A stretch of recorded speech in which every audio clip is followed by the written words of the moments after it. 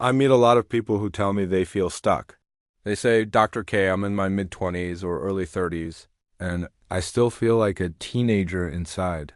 They might have a job, maybe they live on their own, but emotionally, mentally, they feel like they never really grew up.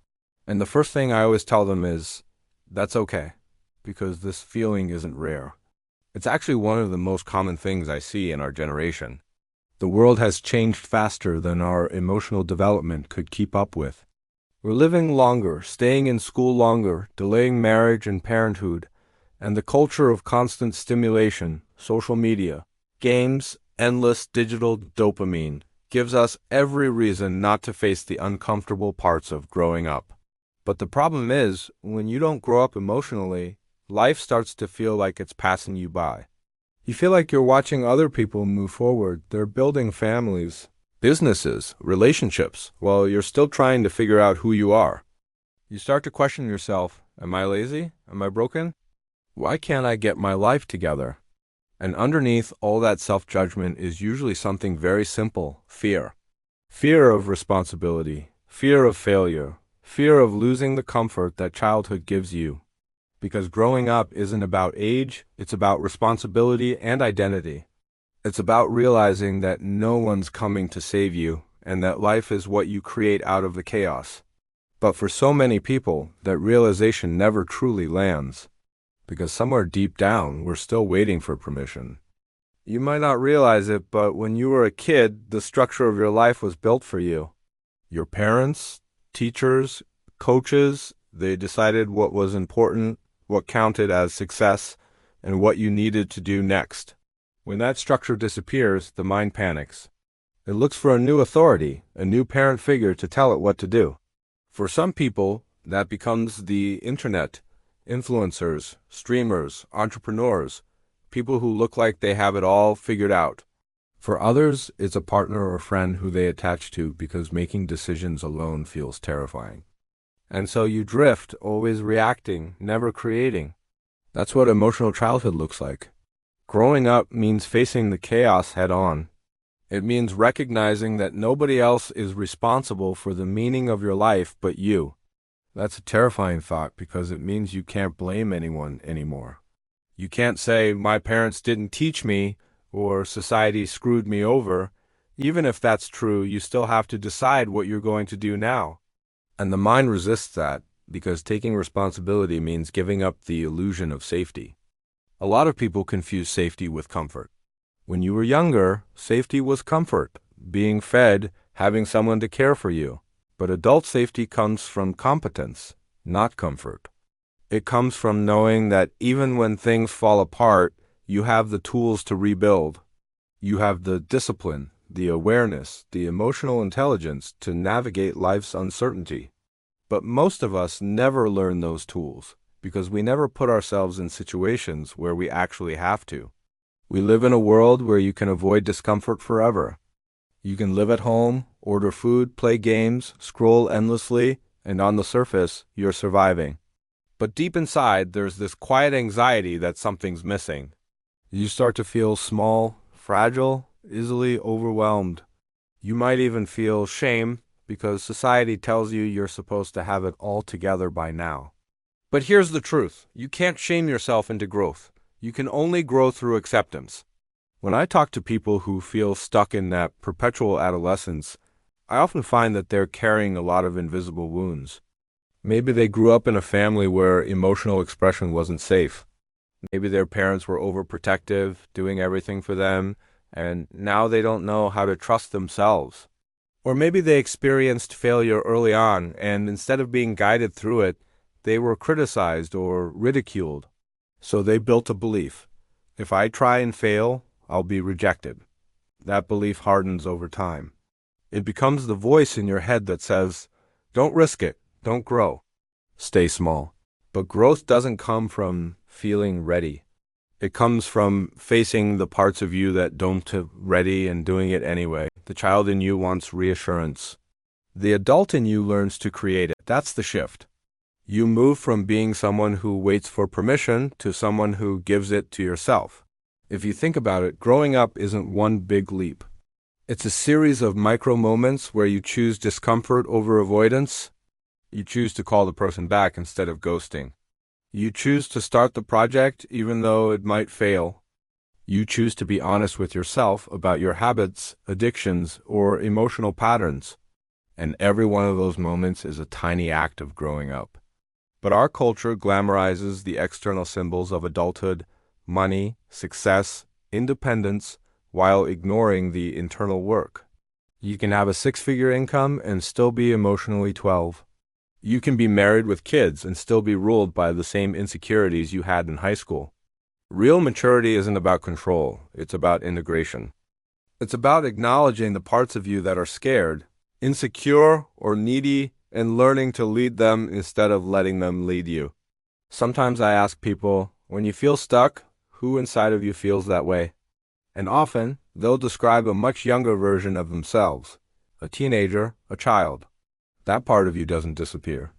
It just hides under layers of adult behavior. And when you ignore it, it drives your decisions from the shadows. Growing up isn't about killing that child, it's about parenting it. You become the stable adult that you never had. This is why so many people resist therapy or self-work. Because the moment you start digging, you realize how fragile your sense of control really is.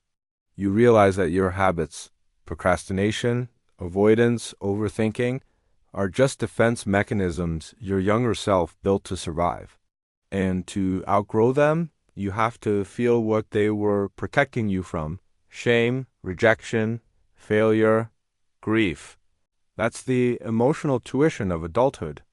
And look, I get it. It's hard. Sometimes life hits you before you're ready. You lose a parent, a relationship, a job. And suddenly you're forced into growth.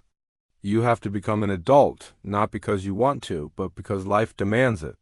And when that happens, you can either collapse into victimhood or rise into responsibility. Responsibility doesn't mean blame. It means agency.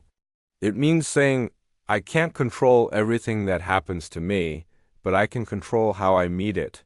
You can't grow up through information. You grow up through confrontation, confronting your fears, your past, your patterns. It's not glamorous, and it doesn't feel good at first. But every time you face something real, you build psychological muscle. And eventually, that becomes your strength. There's this myth that maturity kills joy, that being an adult means losing your playfulness, your creativity. But that's not true. When you grow up properly, you actually get to enjoy life more deeply because you're not living in avoidance anymore. You're not numbing yourself with distractions or pretending to be something you're not. You're present. You can play like a child again, but with the wisdom of an adult. That's freedom.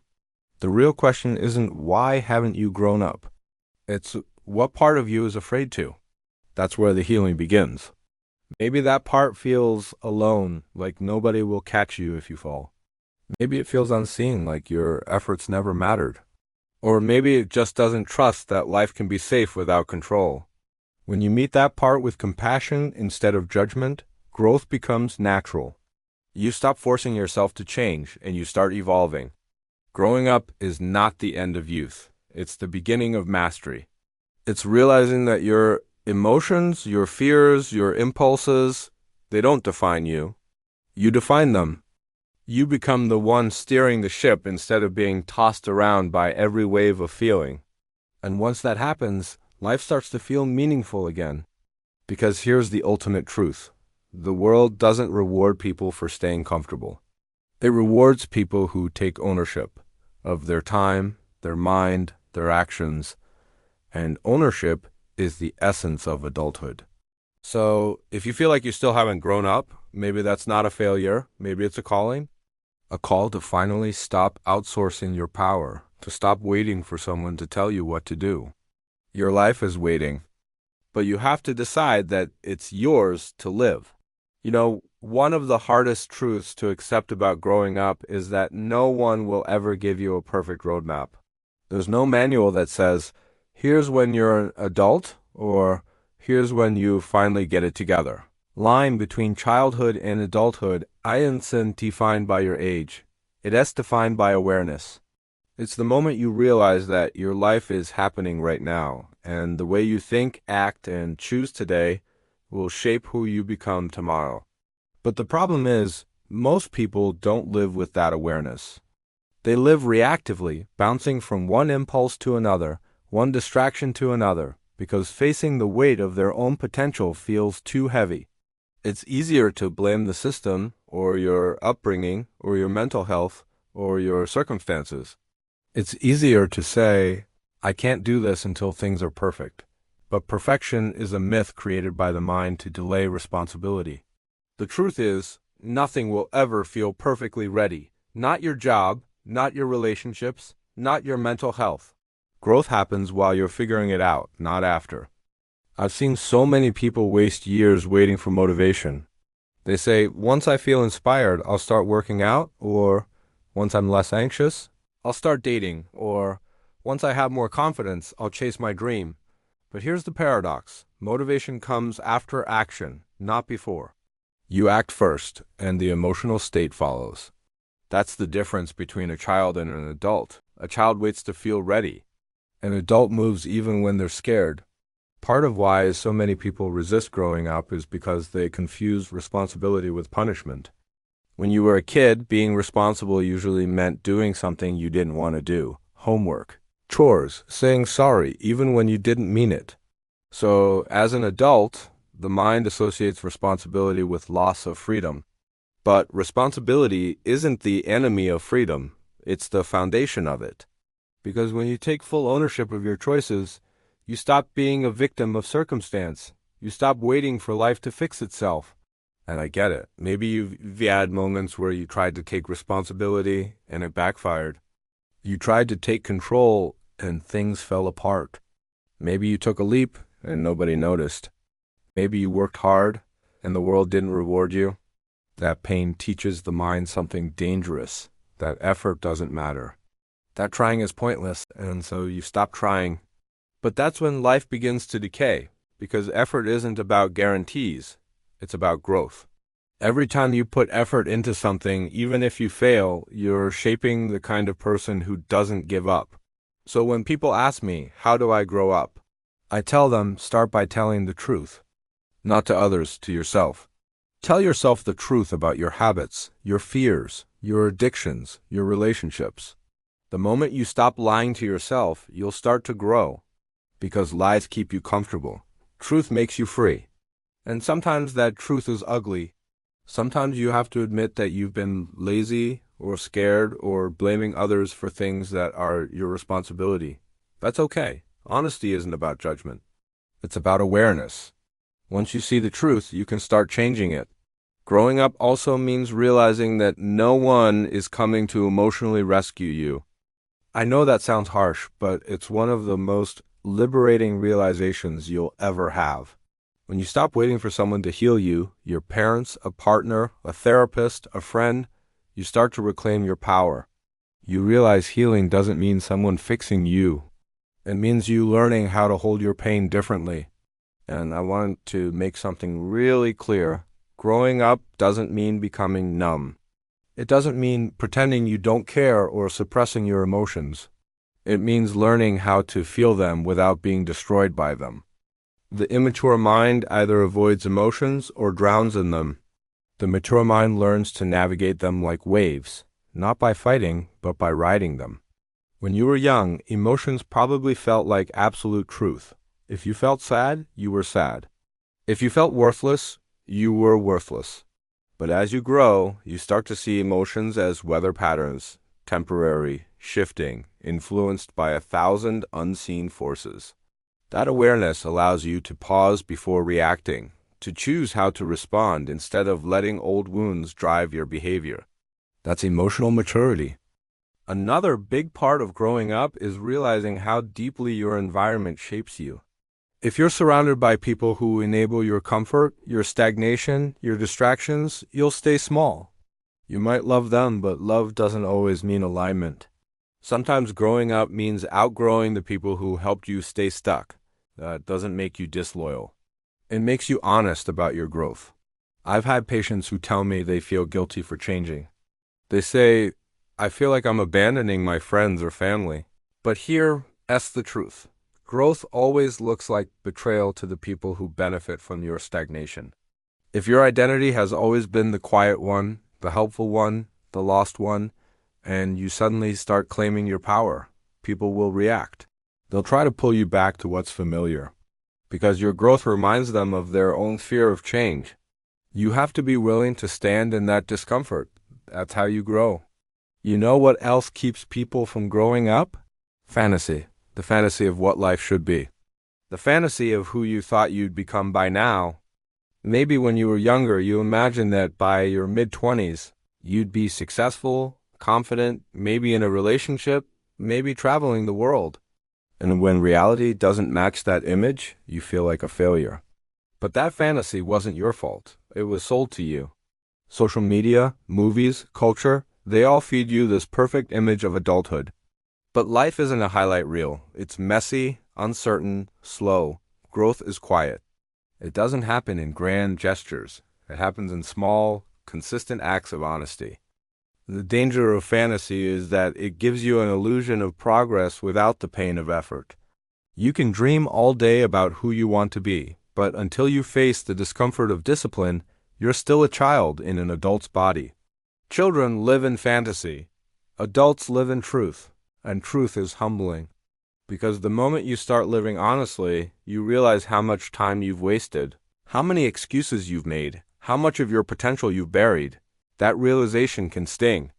But that sting is what wakes you up. You can't grow without grief.